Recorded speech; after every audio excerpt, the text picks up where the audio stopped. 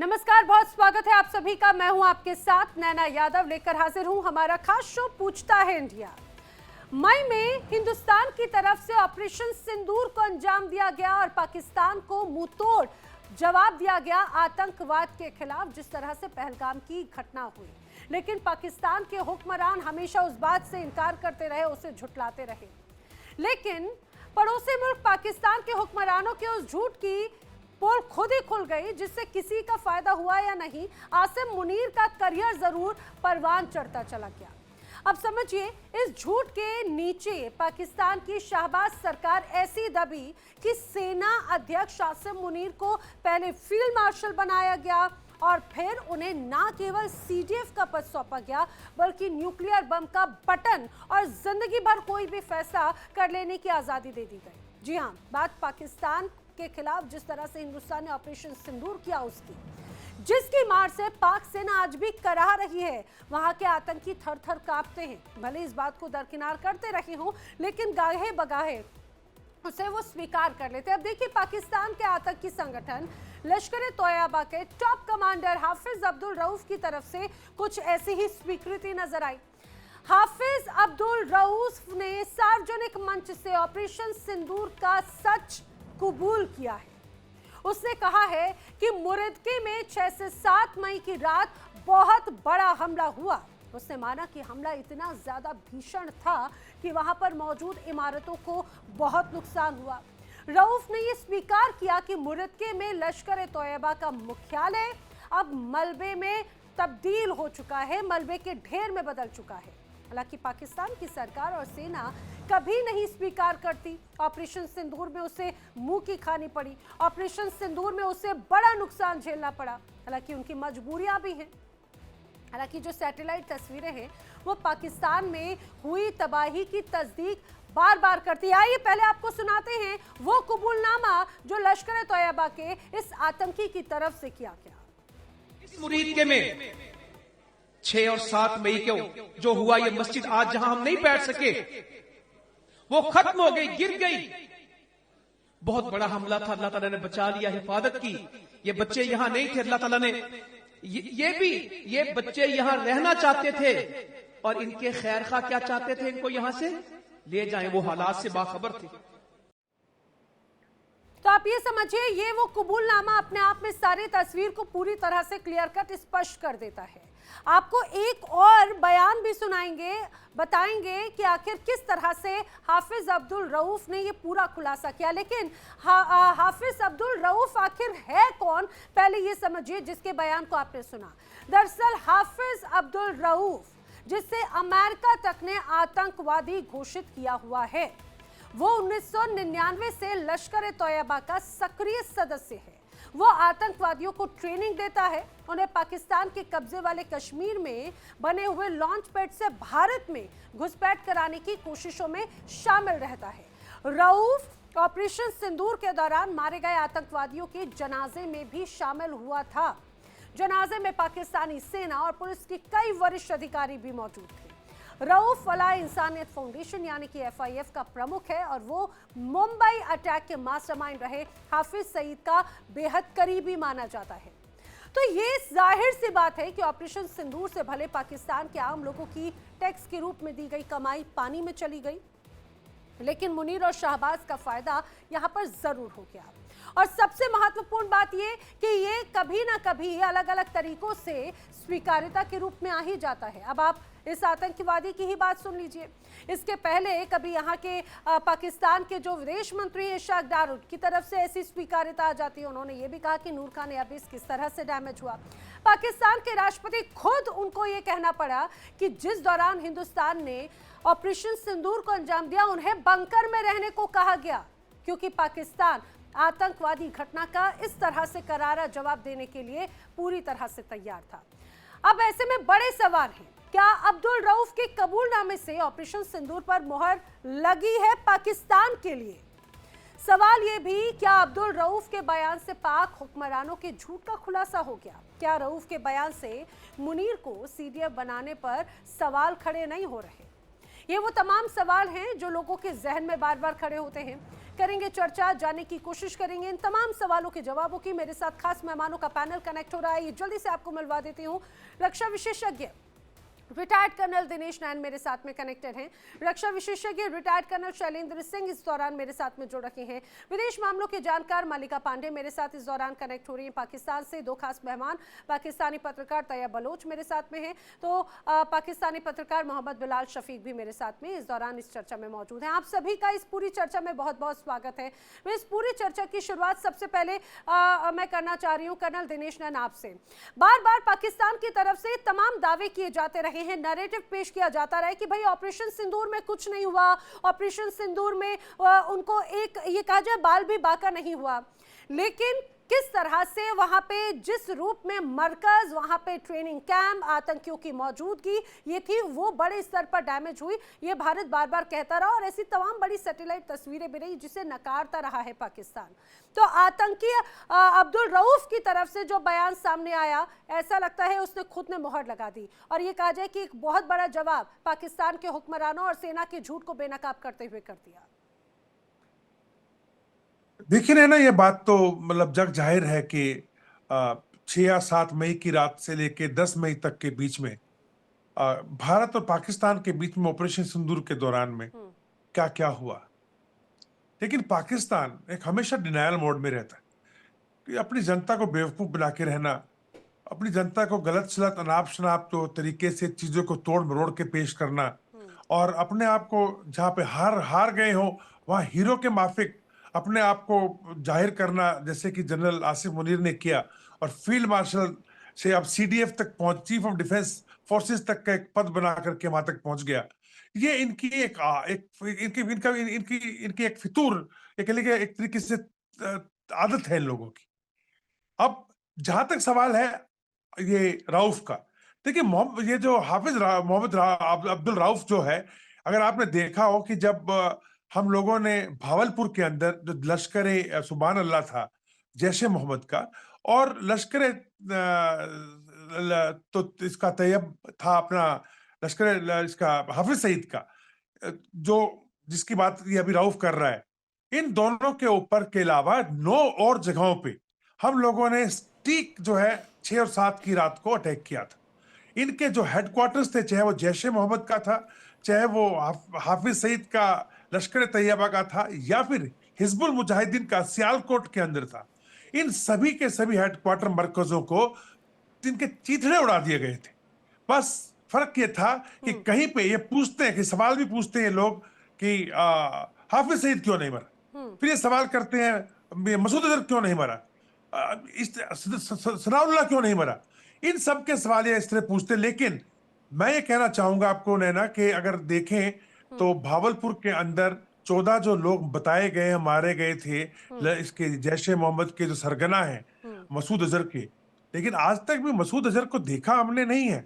लोगों ने कहा कि उसको हॉस्पिटल में रावलपिंडी के ले जाकर के छुपा दिया गया, क्या वो वहां पे उसका इलाज चल रहा है। उसकी आवाज भी आर्टिफिशियल इंटेलिजेंस से हो सकता है, जो अभी चंद रोज पहले उसकी एक स्पीच भेजी, जी जी, जिसमें वो कह रहा था कि अल्लाह ने कहा, अल्लाह ये जो हमारे पास इतने हजारों के अंदर आत्मदाही जो आत्मघाती जो हमारे दस्ते हैं, जो आतंकवादी हैं, हाँ फिदाइन जो लोग हैं, ये इनको ना इनको खाना चाहिए, ना इनको मकान चाहिए, ना इनको मोटर चाहिए, ना इनको पेंसिल चाहिए, इनको तो ये भीख मांगते हैं मुझे फोन करके और कहते हैं कि शहादत चाहिए, शहादत चाहिए, शहादत चाहिए।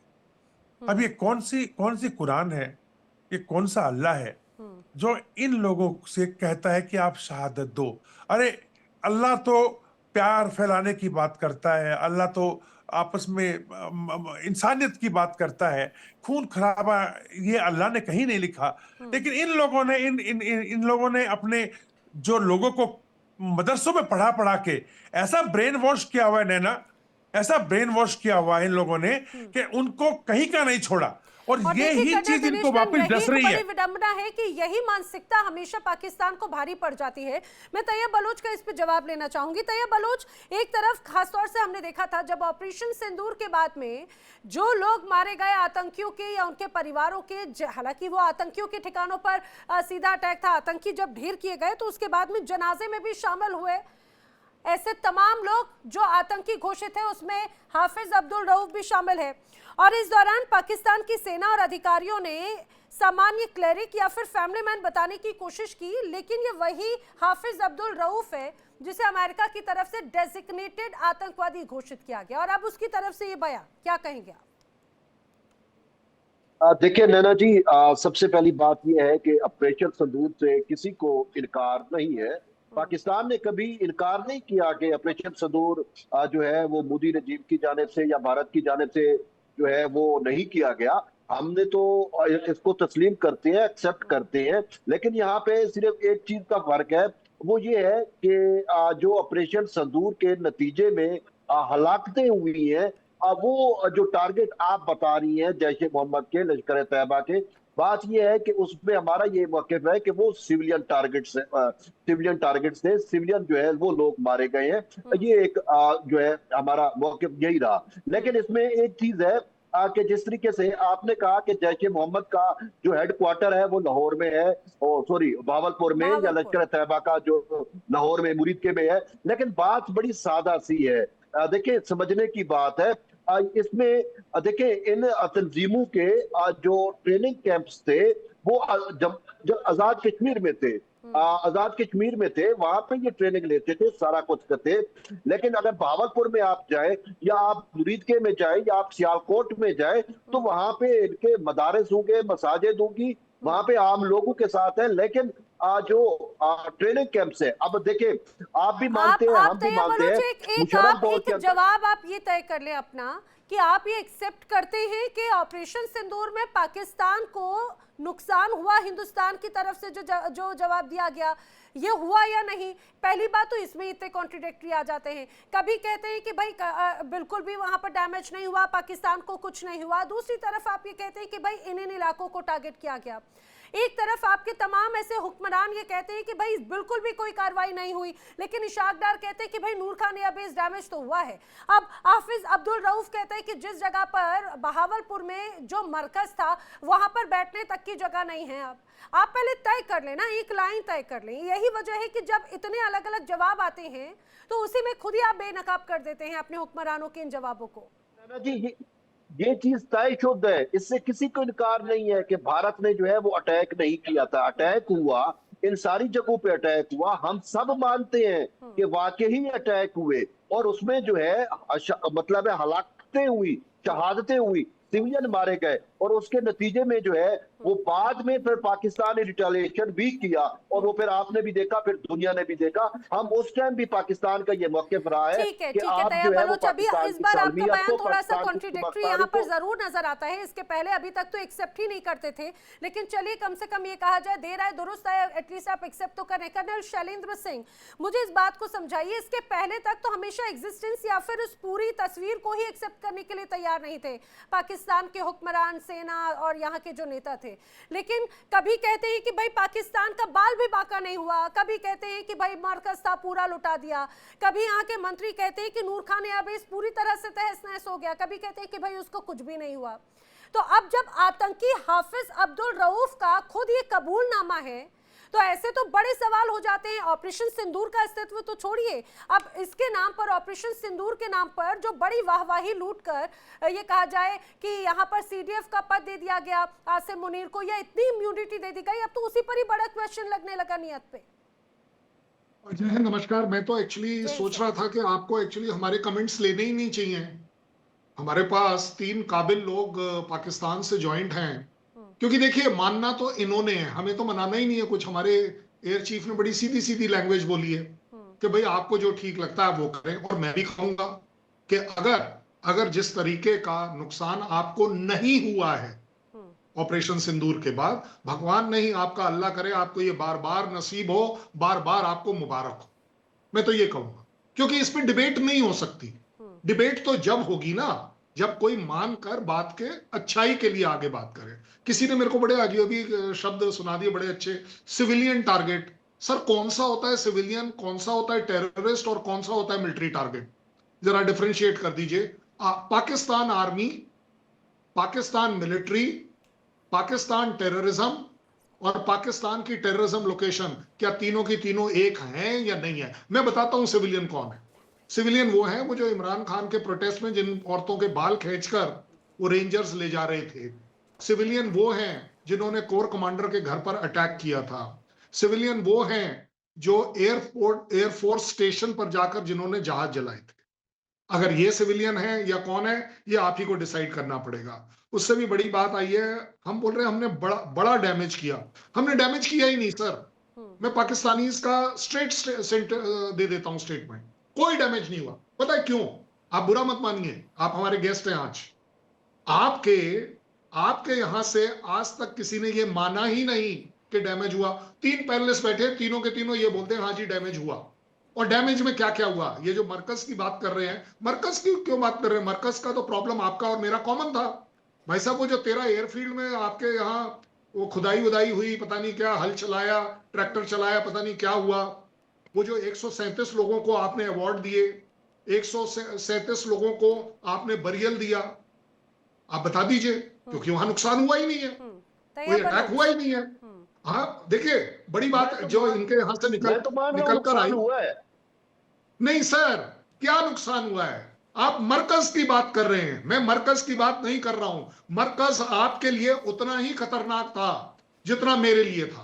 वो हमने आपकी मदद करी है। मुझे उससे आगे वाली बात करनी है, नूर खान की बात करनी है। मुझे वो किराना स्टोर, जिसको आप किराना हिल बोलते हो, जहां पता नहीं उस स्टोर में आपने क्या रखा हुआ है, हमें तो पता ही नहीं है, ठीक है ना। वो जो 13 एयरफील्ड में हुआ, वो क्या हुआ? वो जो, अब आप बड़े अथॉरिटेटिव सुनिएगा, वो जो आपने हमें बोला था कि तीन जहाज के टेल नंबर दिए थे कि ये आपने गिरा दिए हैं, वो मेरी एक्सरसाइज में, एक इंटरनेशनल एक्सरसाइज में क्या कर रहे हैं जहाज उड़ते हुए? वो जो छह पैराशूट जो निकले इजेक्शन वाले, वो पाकिस्तान को क्यों सप्लाई किए गए थे? क्योंकि दुनिया की जो कंपनी वो पैराशूट बना रही है, जो इजेक्शन सीट में लगते हैं, वो यूके की है। और उसके पास पाकिस्तान ने वो लिखवाया है कि हाँ जी ये 6 पैराशूट हमारे इस्तेमाल हो गए।